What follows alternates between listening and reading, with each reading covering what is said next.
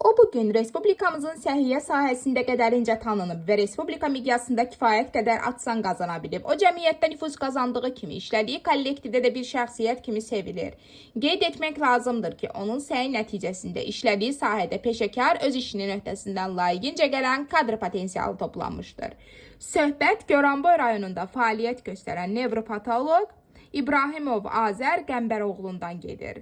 Azər həkim hər zaman ünsiyyətdə olduğu, əlaqəli şəkildə işlədiyi şəxslər tərəfindən bir insan kimi yüksək qiymətləndirilib.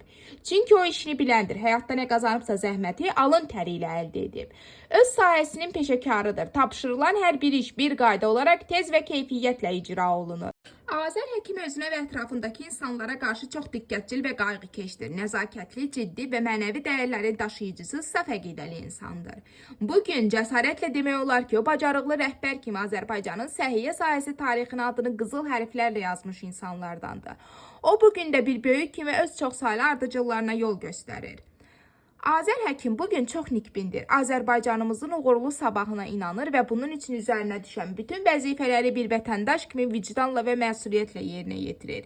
Biz də bu çətin və şərəfli işinin böyük ləyaqət və vicdan hissi ilə icra etdiyi üçün Azər həkimə təşəkkür edir. Gələcək işlərində uğur və müvəffəqiyyətlər, həmçinin yeni nailiyyətlər arzu edirik.